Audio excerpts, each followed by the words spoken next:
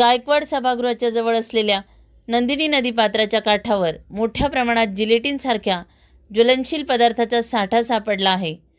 जागरूक नागरिकांमुळे नंदिनी नदी पात्राजवळ जिलेटिनच्या नळ्या पडलेल्या दिसताच मुंबई नाका पोलिसांना खबर करण्यात आली व पोलिसांनी BDSच्या टीमला बोलावून तपासणी केली असता लक्षात आले की या खाणकाम उद्योगात वापरल्या जाणाऱ्या ज्वलनशील जिलेटिनच्या कांड्या असून त्या अशा प्रकारे नागरी वस्तीत सापडणे धोकादायक आहे।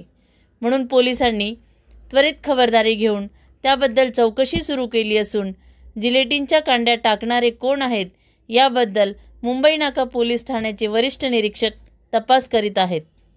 वस्तू आढळून आली आणि त्याच्या संदर्भात आपल्याकडे काय अपडेट आहेत? आता आज जागरूक नागरिकांमुळे नासर्डी नदी जी आहे गायकवाड सभागृहाच्या जवळची त्या ठिकाणी काही म्हणजे ज्वलनशील पदार्थ आहे अशी खबर मिळाल्यामुळे मी तात्काळ घटनास्थळी पोहोचलो स्टाफसह आणि या ठिकाणी BDSची टीम बोलून घेतली मी, ज्यामध्ये त्यांचा डॉग स्क्वॉड देखील होतो आणि त्यांच्याकडून त्याची पाहणी केली असता सदरच्या ज्या कांड्या आहेत ज्या संशयित ह्या जिलेटिनच्या कांड्या आहेत, ज्या कमर्शियल यूजसाठी वापरतात, जे खाणकाम वगैरे जे करतो आपण त्या कमर्शियल यूजसाठी वापरतात आणि या ठिकाणी कोणी अज्ञात व्यक्तीने या ठिकाणी टाकलेलं आहे। याबाबत 2 पंचसमक्ष पंचनामा करून ताब्यात घेणार आहोत आम्ही आता आणि योग्य ती कायदेशीर कारवाई करणार आहोत।